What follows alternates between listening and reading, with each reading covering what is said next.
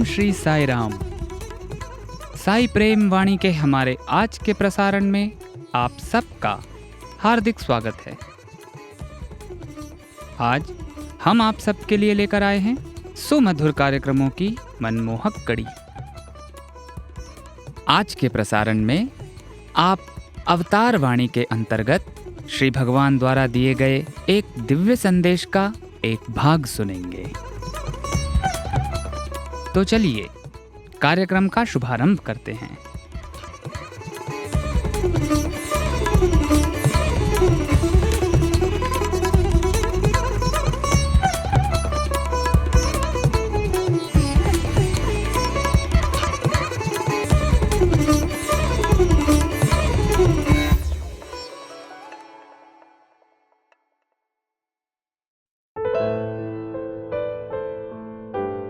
अब प्रस्तुत है हमारा कार्यक्रम अवतार वाणी। भगवान बाबा द्वारा सन 1984 को श्रीमद् भगवद गीता पर दिए गए दिव्य संभाषण का एक भाग आज हम प्रस्तुत करने जा रहे हैं।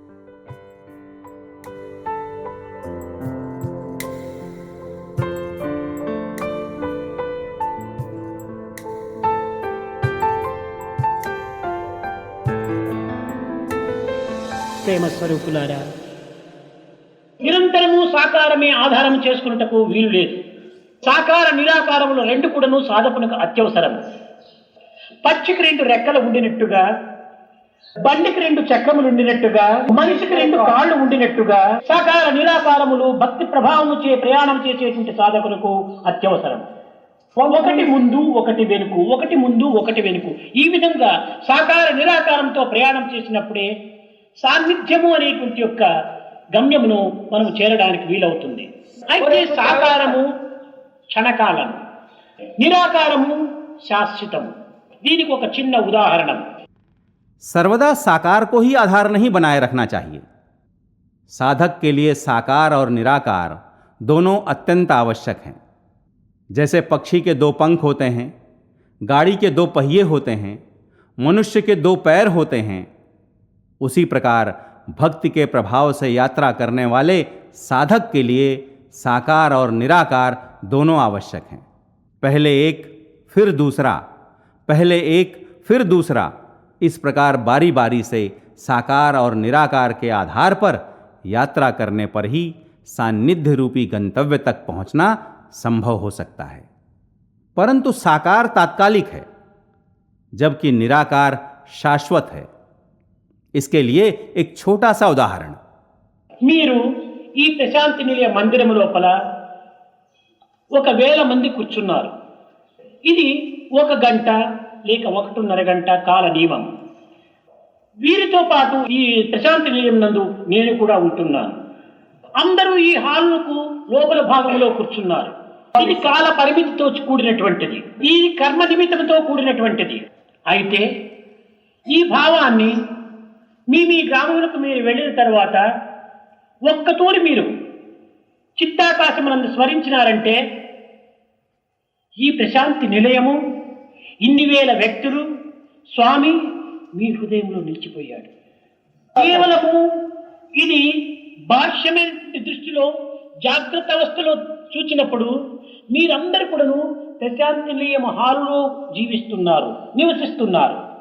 కానీ మీరు మీ గ్రామమునకు వెళ్ళి మీరు చింతించినప్పుడు మీలో ఈ ప్రశాంతి నిలయము నివసిస్తూ ఉంటుంటారు. ఈ ప్రశాంతి నిలయంలో ఉండినటువంటిది మీరు 1 గంట అయినప్పటికీ ఈ ప్రశాంతి నిలయము మీలో నిలిచిపోవటము శాశ్వతంగా జీవితమంతా నిలిచిపోయింది. మీరు ఎప్పుడు చింతించినా కూడాను ఈ యొక్క దృశ్యం మీలో శాశ్వతంగా చేరిపోయింది.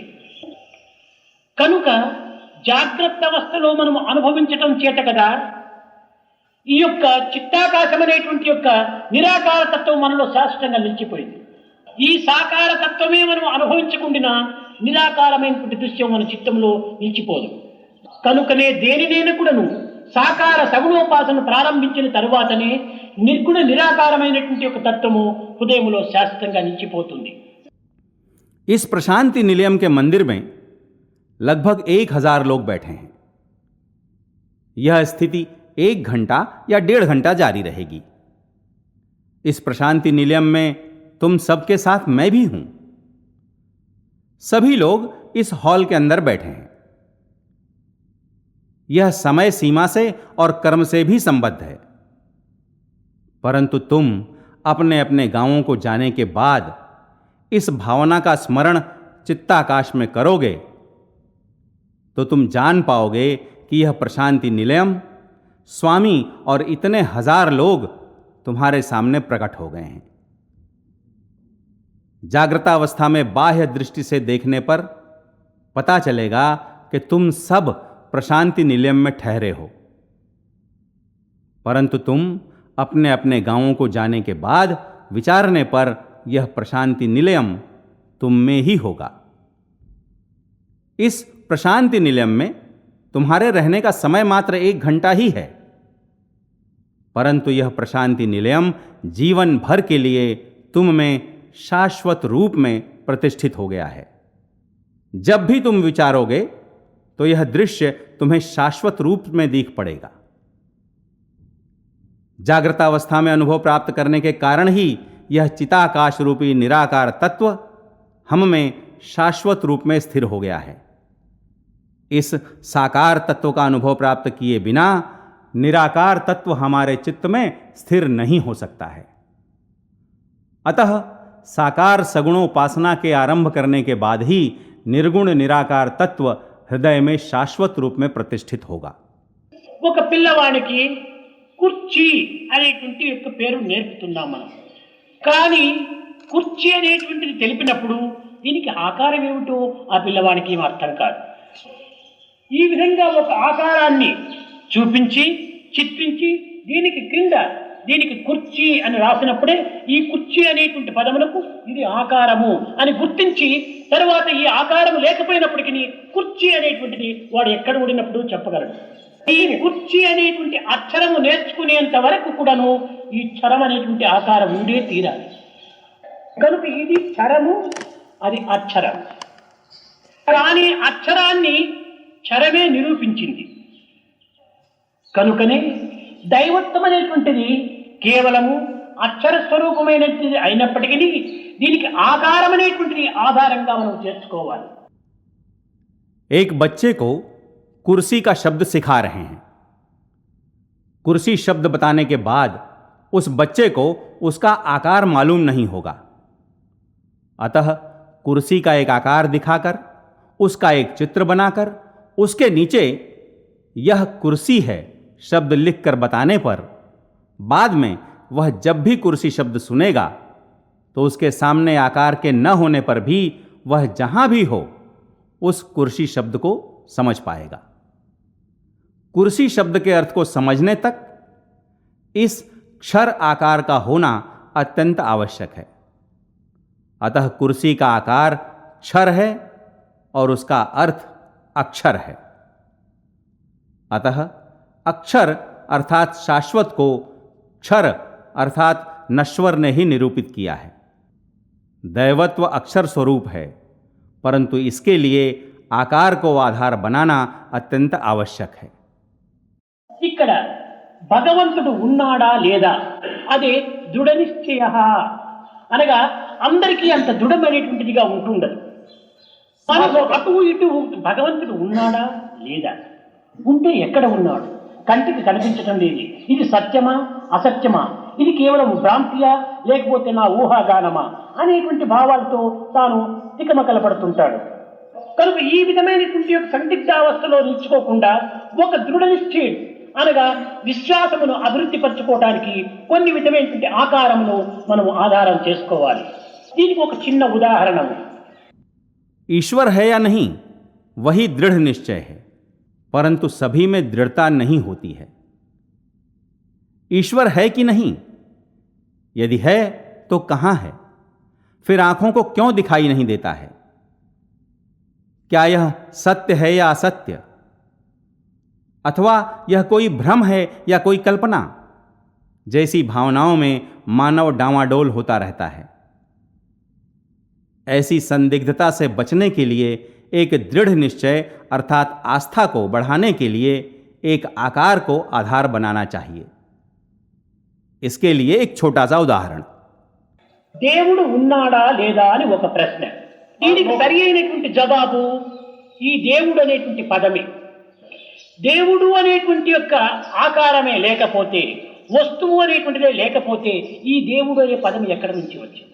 లేని వస్తువుకు పేరు ఏమాత్రము ఉండదు, పేరు ఉండనా వస్తువు ఉన్నది. కనుక దేవుడు అనేటువంటి పదమే ఉన్నాడు అనేటువంటి దానికి సరైనటువంటి యొక్క స్థిరత్వాన్ని బోధిస్తుండాలి. ఇది ఒక టంబ్లర్. ఈ టంబ్లరు అనేటువంటిది ఒక పదం. ఈ పదములకు అర్థమే ఈ ఆకారం. పదములకు అర్థమే అవుట చేత దీనికి పదార్థము అని పేరు వచ్చింది. కనుక జగత్తునందున్నటువంటి ప్రతి పదార్థము కూడాను పదములకు అర్థమే.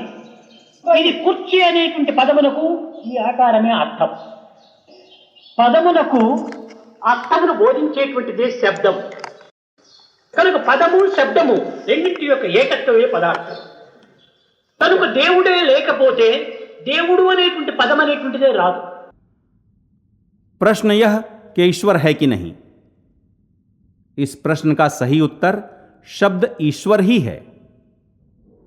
यदि ईश्वर संबंधी आकार ही न हो, वस्तु ही न हो, तो शब्द ईश्वर कहां से आया है? जो वस्तु नहीं है उसका नाम भी नहीं हो सकता है.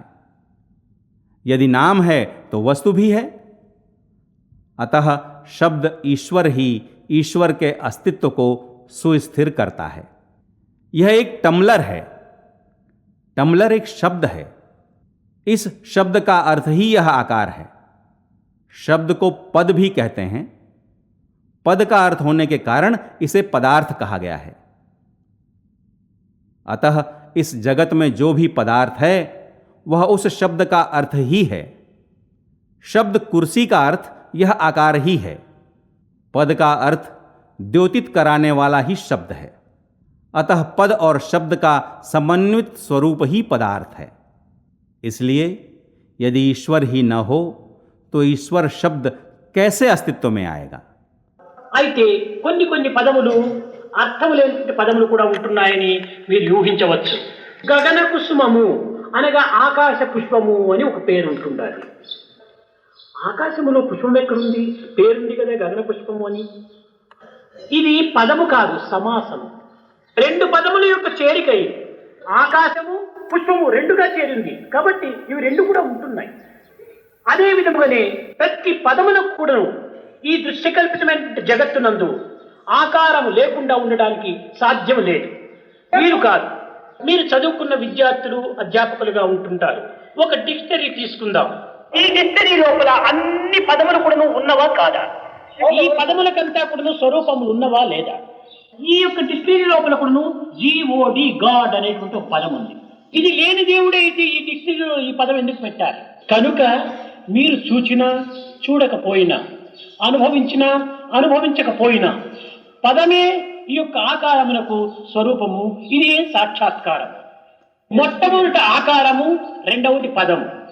ఇది చేరేగిరి లేకపోతే, ఈ ఆకారమే లేకపోతే దీనికి చేరనే పదమే రాదు. కనుక సాకారము మొదలు, నిరాకారం తరువాత. సాకారాన్ని విడిచిపెట్టి నిరాకారంలో ప్రవేశించడానికి సాధ్యం కాదు. परंतु तुम कह सकते हो कि कुछ अर्थहीन शब्द भी विद्यमान हैं. उदाहरण के लिए एक शब्द गगन कुसुम है जिसका अर्थ आकाशीय पुष्प है. गगन कुसुम शब्द तो है, परंतु आकाशीय पुष्प कैसे हो सकता है? यह शब्द नहीं बल्कि समास है. दो शब्दों के मेल से यह बना है. आकाश भी है और पुष्प भी. इनके मेल से ही यह समास बना है. इसी प्रकार इस दृश्य कल्पित जगत में बिना किसी आकार के कुछ का होना संभव नहीं है. तुम सब पढ़े लिखे छात्र और अध्यापक हो. तुम एक डिक्शनरी लो. इस डिक्शनरी में अनेक शब्द हैं जिनमें से प्रत्येक का कोई आकार है या नहीं. इस डिक्शनरी में गॉड ऐसा एक शब्द भी है. यदि ईश्वर नहीं है तो इस शब्द को इस डिक्शनरी में क्यों रखा गया है? अतः चाहे तुम देखे हो या नहीं देखे हो, चाहे तुम्हें इसका अनुभव हुआ हो या न हुआ हो, परंतु यह शब्द ही इस आकार का स्वरूप है. यही साक्षात्कार है. पहले आकार आता है, बाद में शब्द। यदि कुर्सी का आकार ही न होता तो शब्द कुर्सी कैसे आता? अतः पहले साकार और बाद में निराकार। साकार को त्याग कर निराकार में प्रवेश करना कदापि संभव नहीं है। ఇది ఒక చిన్న మరొక ఉదాహరణ. ఇది ఒక దిండు. దీనికి పైన ఉన్నటువంటిది ఏమిటి? ఇది గుడ్డ, బట్ట అంటారు, క్లాత్. లోపల ఉన్నది ఏమిటి? ప్రత్తి. కానీ పైనది బట్ట, లోపలిది ప్రత్తి అని మీరంటారు. నేను చెప్తాను రెండు ఒక ప్రత్తి అంటాను. అనగా ఈ నిరాకారమైనటువంటి ప్రత్యే ఆకారమైన దారంగా తయారై, ఈ ఆకారమైన దారమే ఒక స్వరూపమైనటువంటి యొక్క గుడ్డగా తయారైంది. బట్టనే సాకారం అన్నారు, ప్రత్తిని నిరాకారం అన్నారు. కానీ ఈ నిరాకారం నుంచి సాకారం, సాకారం నుంచి నిరాకారం, ఈ రెండింటి యొక్క ఏకత్వమైనటువంటి యొక్క దివ్యత్వమునే దైవత్వము అని చెప్పారు. అయితే మన వినియోగము కోసమని ప్రత్తిని మనం ఇటు దగ్గర పెట్టుకొని నేను ఆనుకొని కూర్చోలేము. ఈ ప్రత్తినే ఒక ఆకారంగా తీసుకొని మనము కొన్ని విధమైనటువంటి వినియోగార్థమై ఈ విధమైనటువంటి స్వరూపాలుగా మనము ఉపయోగపెడుతున్నాము. మనకు దేహాభిమానం ఉండినంత వరకును ఈ ఉపయోగములు మనకు తప్పినది కాదు. एक छोटा सा उदाहरण, यह एक तकिया है। इसके ऊपर क्या है? इसके ऊपर कपड़ा है और इसके अंदर कपास है। तुम बाहर जो है उसे कपड़ा और अंदर जो है उसे कपास कहते हो, परंतु मैं दोनों को कपास ही कहूंगा, क्योंकि कपास ही धागा बना और उससे कपड़ा। कपड़ा साकार है और कपास निराकार। इस तरह निराकार से साकार और साकार से निराकार, इन दोनों की एकता में विद्यमान तत्व ही दिव्यता अर्थात दैवत्व है। परंतु जब उपयोग की बात आती है तो हम कपास से पीठ टेक कर बैठ नहीं सकते हैं। इसलिए हम अपने प्रयोजन के लिए कपास को ही आकार के रूप में लेकर विभिन्न प्रकार से उसका उपयोग कर रहे हैं।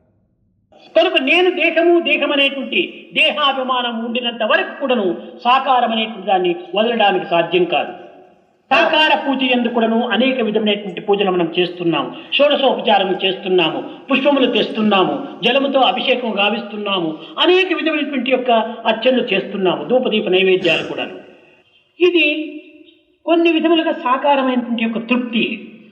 ఇది క్రమక్రమేణా నిరాకార తత్వమైనటువంటి హృదయంలో ప్రతిష్ఠ అయిన తర్వాత, దేహభ్రాంతి విసర్జించిన తర్వాత దీనిని అనేక విధమైనటువంటి భావ పుష్పములతో పూజిస్తాం. మనం సాకారంగా ఆరాధన చేసేంత వరకును జాజి పుష్పము, మల్లె పుష్పము, బంతి పుష్పము, ఇంకా చామంతి పుష్పము, ఇలాంటి అనేక పుష్పములతో మనము భగవంతుని ఆరాధన చేస్తాం. చేసే దేహము కానీ, చేయబడేటువంటి పుష్పములు కానీ అనిత్యములైనటువంటివి. అయితే నిరాకార తత్వములో ఆరాధన జరపవలసినటువంటి పుష్పములు వేరుగా ఉంటున్నాయి. అహింస ప్రథమ పుష్పం, పుష్పం ఇంద్రియ నిగ్రహం, క్షమా పుష్పం, శాంతి పుష్పం, దయా పుష్పం, సత్య పుష్పం, తప పుష్పం, ఇలాంటివంతా నిరాకార పుష్పములకు చేరినటువంటివి. जब तक मैं शरीर हूं जैसी भावना हम में होगी, तब तक इस साकार को छोड़ना संभव नहीं है। साकार की आराधना में हम अनेक पूजाएं कर रहे हैं, 16 प्रकार के उपचार कर रहे हैं, कई प्रकार के फूल ला रहे हैं, जल से अभिषेक कर रहे हैं, कई अर्चनाएं कर रहे हैं, धूप दीप नैवेद्य आदि समर्पित कर रहे हैं। यह सब मात्र साकार संतुष्टि है। परंतु जब इसे निराकार हृदय में प्रतिष्ठित करेंगे और जब देह भावना त्याग देंगे, तब अनेक प्रकार के भावना सुमनों से इसकी पूजा करेंगे। लेकिन जब तक साकार की आराधना करते हैं, तब तक चमेली, मोगरा, गेंदा, गुलदाउदी जैसे फूलों का उपयोग करते हुए ईश्वर की पूजा करते हैं। परंतु ज्ञातव्य है कि पूजा करने वाला शरीर और पूजा में उपयोग में लाए जाने वाले फूल सभी नश्वर ही हैं। परंतु निराकार की आराधना में उपयोग में लाए जाने वाले फूल अलग से हैं। अहिंसा प्रथमम पुष्पम पुष्पमिंद्रिय निग्रहम, क्षमा पुष्पम, शांति पुष्पम, दया पुष्पम, सत्य पुष्पम, तपः पुष्पम, ये सब निराकार की आराधना से संबंधित पुष्प हैं। కనుకనే మనము ఈ ఉన్నత స్థాయికి పోయేంత వరకు కూడాను, ఈ యొక్క నివృత్తి మార్గంలో ప్రవేశించేంత వరకును ఈ యొక్క ప్రవృత్తిని మాత్రం వదలడానికి వీలు కాదు. దీనిని ఆధారము చేసుకుని 12వ అధ్యాయమునందు భక్తి యోగములో భక్తుని యొక్క గుణగణములను మాత్రమే ఏ విధంగా అభివృద్ధి పరచుకోవాలి అనేటువంటిది గీతాచార్యులు బోధించారు. ముఖ్యంగా భక్తుడైనటువంటి వాడు సతతం శాంతి తత్వంను బోధించుకోవాలి, శాంతిని వహించాలి, దృఢ నిశ్చయుడు కావాలి, సంతుష్టుడై ఉంటుండాలి. ఎట్టి బాధలకు కానీ ఎట్టి విచారములకు కానీ హృదయమునందు అవకాశమును ఇవ్వరాదు. కనుకనే ప్రహ్లాదుణ్ణి ఈ భక్తి ప్రపత్తులకు ఒక ఆదర్శ వ్యక్తిగా నిరూపిస్తూ వచ్చింది భాగవతం. తన్ను నిశాచరులు పొడువ దైత్య కుమారుడు మాటి మాటికి ఓ పన్నగశాయి, ఓ ధనుజ వంజన, ఓ మహాసన్య అపరి అని వరించగాని స్మరించగాని తా కన్నును నీరుతేడు భయకంప సమేతుడు కాడు ఓవరా. అనగా ఏమిటి? ఎలాంటి బాధల సమయం నుండి కానీ ఎలాంటి కష్ట సమయం నుండి కానీ నిరంతరం కూడాను హే నారాయణ, ఓ అపన్న శరణ్య అనేటువంటి యొక్క దైవ నామముని, దైవ చింతనే స్మరిస్తూ వచ్చాడు. కానీ కంటి నీరు పెట్టుకోలేదు, బాధలకు ఏమాత్రముగా అవకాశం ఇవ్వలేదు, ఇవి బాధలే అని ఊహించలేదు. కనుకనే ప్రహ్లాదుని సతతం యోగినః అన్నారు. అతను దేహదారి అయినప్పటికీ లౌకికమైనటువంటి జగత్తునందు ఈ లౌకికమైనటువంటి యొక్క వాంఛలలో తాను ఉండినప్పటికీ తనలో ఎట్టి వాంఛలు కూడా ప్రవేశించలేదు. अतः जब तक हम उन्नत स्तर तक नहीं पहुंचते हैं, जब तक निवृत्ति के मार्ग में प्रवेश नहीं करते हैं, तब तक प्रवृत्ति के मार्ग को छोड़ना असंभव है। इसी के आधार पर गीताचार्य ने 12वें अध्याय के भक्ति योग में उपदेश दिया कि भक्त को अपने में सद्गुणों का विकास कैसे करना चाहिए। भक्त को सतत शांत स्वभाव का होना चाहिए, दृढ़ निश्चय वाला होना चाहिए, सदा संतुष्ट रहना चाहिए, अपने हृदय में कदापि किसी भी प्रकार के दुख अथवा चिंता को स्थान नहीं देना चाहिए। इसीलिए श्रीमद् भागवत भक्ति और प्रपत्ति के संदर्भ में प्रहलाद को एक आदर्श चरित्र के रूप में प्रस्तुत करता है। प्रहलाद पर जब भी राक्षसों ने तलवारों से वार किया तो वह सदा हे पन्नगशाई, हे धनुज भंजन कहकर स्मरण मात्र करता रहा। न उसने आंसू बहाए, न ही भयभीत हुआ। इसका तात्पर्य क्या है? कष्ट जितने भी भयंकर हों, दुख जितने भी असहनीय हों, परंतु प्रहलाद निरंतर ईश्वर का स्मरण ही करता रहा। उसने कभी आंसू नहीं बहाए और न ही दुखी हुआ। वह इन्हें कष्ट ही नहीं समझा। इसीलिए प्रहलाद को सततम योगिनः कहा गया। वह लौकिक जगत में ही था, लौकिक वासनाओं के मध्य में ही था, परंतु उसमें रत्ती भर भी वासनाओं का प्रवेश नहीं हुआ। కనుకనే భక్తునికి ఈ కోప, తాప, ఈర్ష్య, అసూయ, చాడీలు ఇలాంటి దుర్గుణములు ఏమాత్రం కూడా హృదయంలో ప్రవేశించరాదు. భక్తునికి ప్రధానమైనటువంటి యొక్క శత్రువులు నలుగురు ఉంటున్నారు. కోపము, అసూయ, ద్వేషము, ఇంకా అనేక విధమైనటువంటి వాంఛలు, ఇవన్నీ కూడాను ఒక విధమైనటువంటి భక్తి ప్రవేశమునకు చాలా అడ్డు తగులుతుంటాయి. అందరి యందు కూడాను సమభావాన్ని భావించాలి. ఎవరినో ఒకరిని మనం ద్వేషించినామంటే నీవు ఆరాధన చేసే దైవాన్ని నువ్వు ద్వేషించినావు. ఒక అహంకారం చేత ఇతరులపైన ఏమైనా కూడా మనం చర్య తీసుకున్నామంటే నీవు నీ దైవంపైనే నువ్వు చర్య తీసుకున్నావు. కనుకనే మనము అద్వేష్ట సర్వభూతానాం అని ఈ యొక్క భగవద్గీతలో ప్రధానమైనటువంటిది హెచ్చరిక. इसीलिए एक भक्त के हृदय में क्रोध, ईर्ष्या, द्वेष, चुगली जैसे बुरे गुण प्रवेश नहीं होने चाहिए। भक्त के प्रधान शत्रु 4 हैं, जैसे क्रोध, जलन, द्वेष और वासनाएं। ये सब भक्ति मार्ग में प्रवेश की बाधाएं हैं। इसीलिए भक्त में सबके प्रति समभावना होनी चाहिए। यदि तुम किसी से द्वेष करते हो तो समझो कि तुम अपने आराध्य से ही द्वेष कर रहे हो। अहंकार के वशीभूत होकर यदि किसी के विरुद्ध कोई कार्यवाही करते हो तो समझो कि अपने आराध्य के विरुद्ध ही कार्यवाही कर रहे हो। इसीलिए भगवत गीता में अद्वेष्टा सर्वभूतानाम के रूप में हमें चेतावनी दी गई है। ఏ విధంగా క్షేత్రమును పరిశుద్ధము చేయక విత్తును నాటితే ఈ పంట పండదో, అదే విధంగానే ఈ దుర్గుణములైనటువంటి చిత్తం నుంచి దూరము చేయక మనం ఎన్ని విధములైన సాధన చేసినప్పటికీ ఈ ఆత్మానందం కానీ దైవ ప్రీతి కానీ మనకి ఏమాత్రం కూడా లభించదు. కనుక ఈ భక్తి యోగములో ప్రధానమైనటువంటి యొక్క లక్ష్యం ఏమిటనగా ఇతరులను దైవ సమానంగా భావించుకొని కేవలం దైవాన్ని ఆరాధన చేసినంత మాత్రమే ప్రయోజనం లేదు. జీవులను కూడా గౌరవించాలి, జీవులను కూడా ప్రేమించాలి. దేవుణ్ణి పూజించటం, జీవుల్ని హింసించటం ఇది భక్తికి లక్షణం అవుతుందా? ఇది కేవలము అజ్ఞానం యొక్క పరస్వరూపమే. ఇలాంటి వ్యక్తులు భక్తి యొక్క స్థానంలో ప్రవేశించటకు వీలు ఉండదు.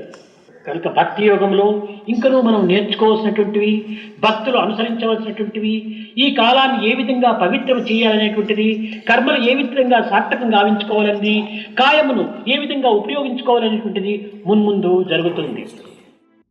जिस प्रकार खेत को साफ किए बिना बीज बोने पर कोई फसल प्राप्त नहीं होती है, उसी प्रकार चित्त से दुर्गुणों का निर्मूलन न होने पर चाहे कितनी ही साधनाएं क्यों न करें, परंतु हमें आत्मानंद और दैव प्रीति प्राप्त नहीं होंगे। भक्ति योग में ईश्वर की पूजा करने मात्र से कोई प्रयोजन नहीं है। सबको ईश्वर के समान मानना चाहिए, सभी जीवों के प्रति आदर और प्रेम रखना चाहिए। ईश्वर की पूजा करना और जीवों को तंग करना, क्या यह भक्ति का लक्षण हो सकता है? यह तो अज्ञान का ही प्रतीक है।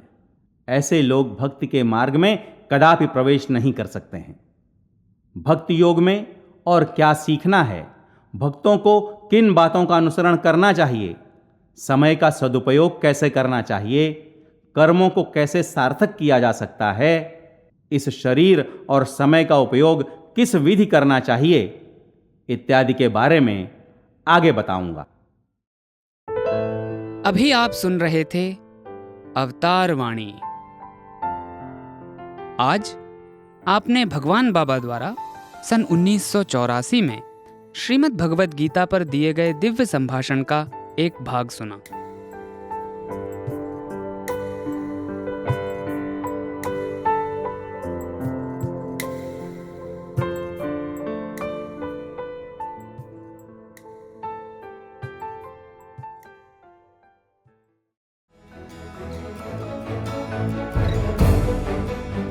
इसी के साथ हमारे साईं प्रेमवाणी कार्यक्रम के इस प्रसारण को हम यहीं विराम देते हैं। आशा है हमारा आज का कार्यक्रम आपको पसंद आया होगा। अपने सुझावों को हम तक जरूर भेजें।